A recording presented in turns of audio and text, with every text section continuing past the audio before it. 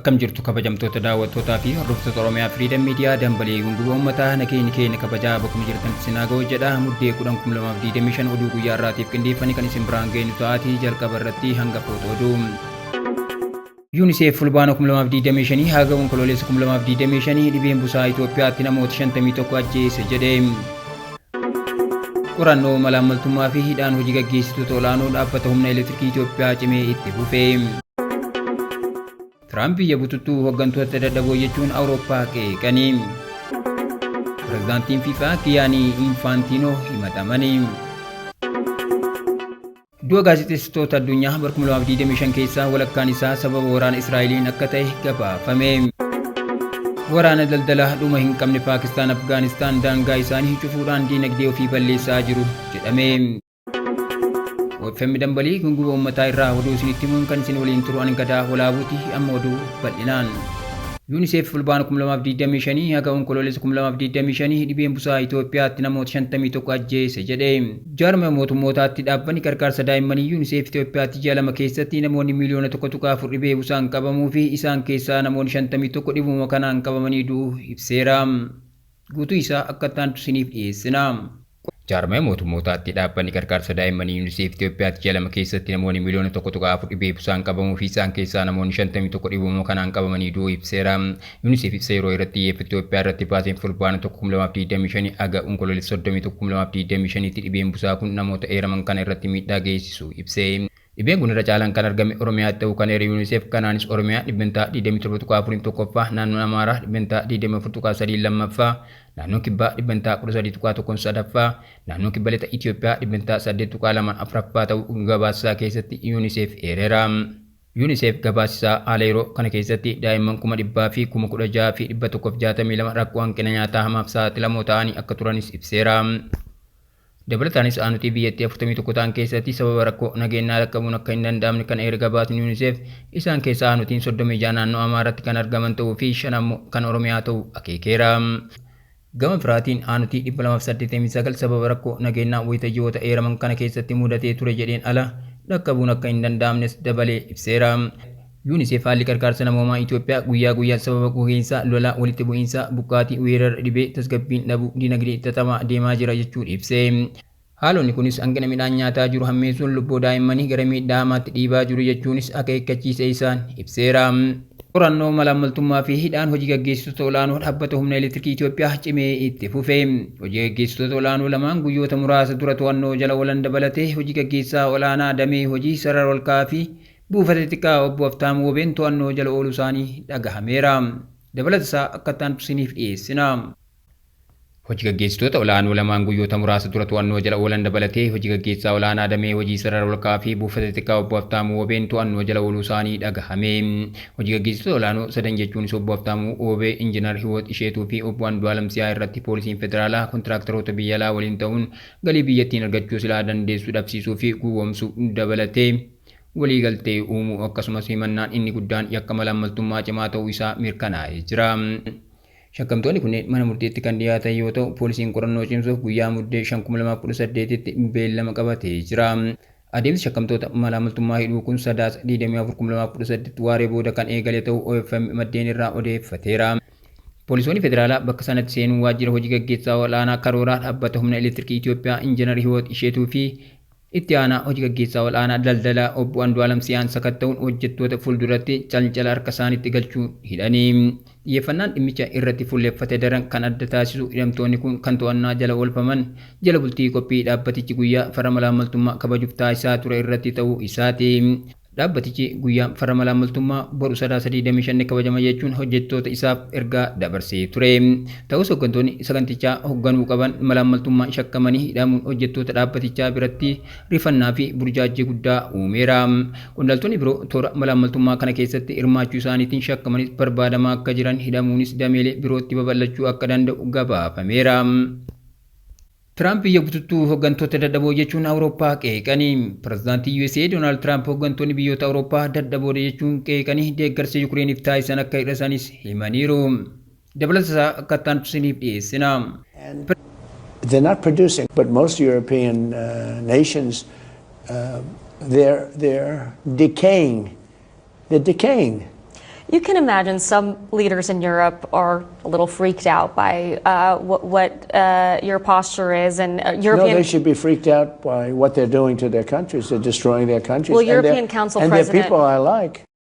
Pireezidaantii USA Doonaald Tiraamp hooggantoonni biyyoota Awurooppaa dadhaboodha jechuun qeeqanii deeggarsa Yukireeniif taasisan akka hir'isan himanii gaafiif deebii gaazexaa Digital Politico jedhamu waliin taasisanii biyyoonni Awurooppaa bututanii godaansa dhaabsuu hin dandeenye akkasuma waraana Yukireeniif Raashiyaa dhaabsuuf tarkaanfii murteessaa fudhachuu hin dandeenye jedhaniiru.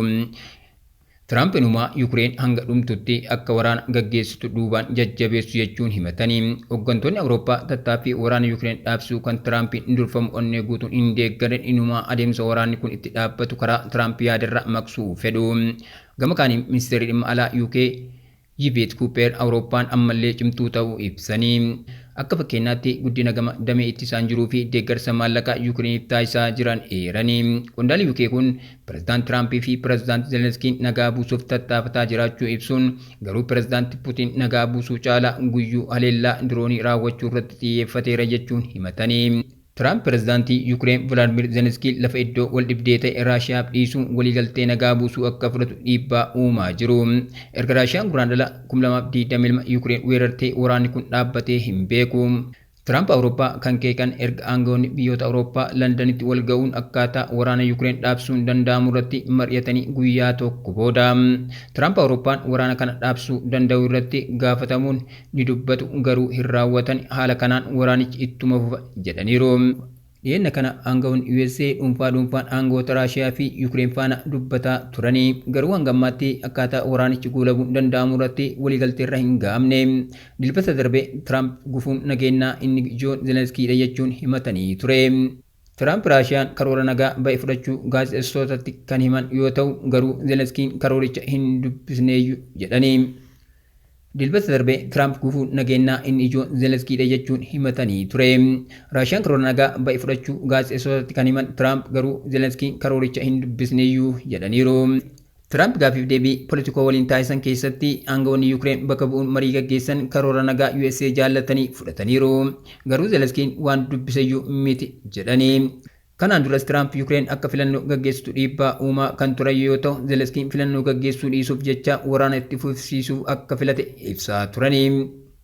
Pireezidaantiin FIFA Giyaanii Infaantiinoo himatame. Gaazexaan Atileetik akka gabaasetti pireezidaantiin FIFA badhaasa nagaa FIFA kan pireezidaantii Ameerikaa Doonaald Tiraampiif badhaasan irratti himatamaa jiru. Guutuu isaa akka taantu isiniif dhiyeessina. Pireezidaantiin FIFA badhaasa nagaa FIFA kan pireezidaantii Ameerikaa Doonaald Tiraamp badhaasan irratti himatamaa akka jiran gaazexaan Atileetik gabaaseera. Pireezidaantiin yeroo badhaasa nagaa qopheessu koree dhaabbatichaa fi itti aanaa pireezidaantii mariisisuu dhabuun himatamee irra deddeebiin FIFAn jiddu galeessa ta'uu siyaasaa cabseera.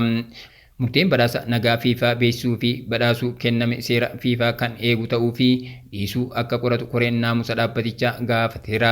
Tiraamp badhaasa nagaa kan fudhatan carraa waancaa addunyaa bara 2026 jimaata darbe Waashingtan DC'tti gaggeeffame irratti ture. Wayita sanitti Giyaanii Infaantiinoo waancaa meedaaliyaa fi waraqaa ragaa pireezidaantii Ameerikaa Doonaald Tiraampiif kennaniiru. FIFAn badhaasa nagaa yeroo jalqabaatiif akka qopheesse kan yaadatamudha. Iddoo gaazexeessitoota addunyaa bara 2025 keessaa walakkaan isaa sababa waraana Israa'eliin akka ta'e gabaafame. Gabaasni qibxata darbee ba'e akka agarsiisutti iddoo gaazexeessitoota addunyaa bara 2025 keessaa walakkaan isaa waraana Israa'eliin akka ta'e gabaafame. Qui ont opéré tout à la fois une campagne de discrédit, mais aussi des frappes ciblées contre les journalistes qui ont en quelque sorte porté ce bilan dans une ampleur qui est tout à fait considérable. Il y a aussi le crime organisé qui est responsable.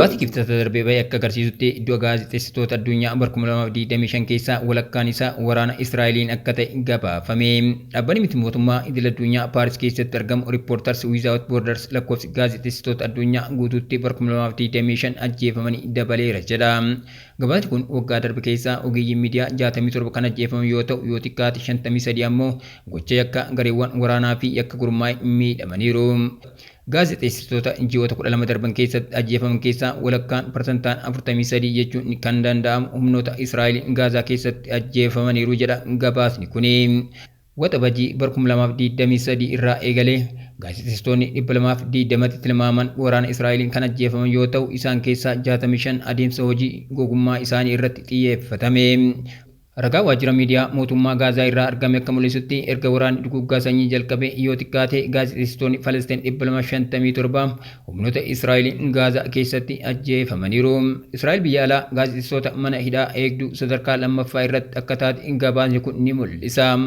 Barkum 2025 keessa gaazexeessitoonni Falastiin 20 kan hidhaman yoo ta'u waggoota lamaan darban keessatti Gaazaa fi West Bank dhuunfatame keessatti 16 to'annoo jala oolaniiru. Waraana daldalaa dhuma hin qabne Paakistaan Afgaanistaan daangaa isaanii cufuudhaan diinagdee ofii balleessaa jiru jedhame. Paakistaanii fi Afgaanistaan jidduutti waldhabdeen nageenyaa fi siyaasaa hammaataa dhufuun daangaa biyyoota lamaanii irra deddeebiin cufamuun daldalli guutummaatti akka dhaabbatu taasisuun diinagdee biyyoota lamaanii irratti miidhaa guddaa geessisaa akka jiru gabaasaaleen mul'isanii.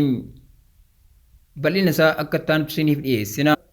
Paakistaanii fi Afgaanistaan jidduutti waldhabdeen nageenyaaf siyaasaa hammaataa dhufuun daangaa biyyoota lamaanii irra deddeebiin cufamuun daldalli guutummaatti akka dhaabbatu taasisuun diinagdee biyyoota lamaanii irratti miidhaa guddaa geessisaa akka jiru gabaasaaleen mul'isanii.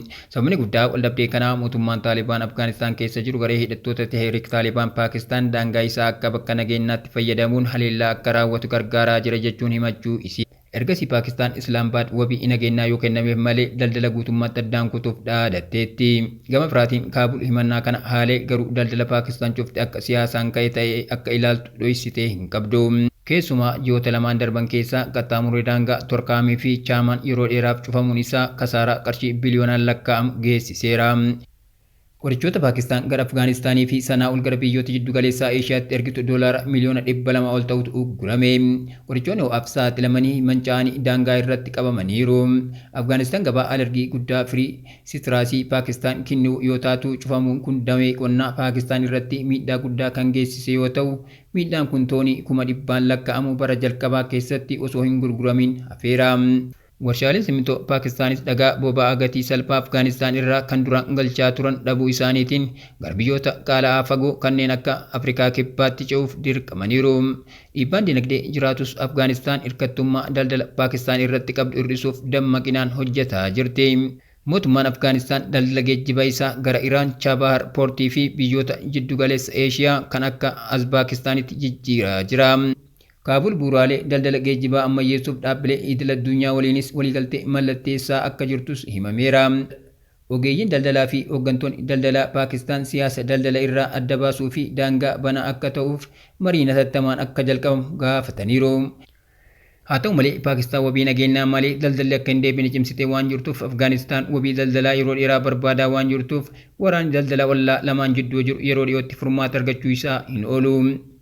Kabajamtoota daawwattoota keenya tamsaasa keenya akka namoota hedduu bira ga'uuf peejii keenya follow share gochuun akkasuma YouTube chaanaalii keenya subscribe godhuu hin dagatinaa. Oduun guyyaa kanaaf qaban kanneen turanii waan nu daawwattaniif galatoomaa.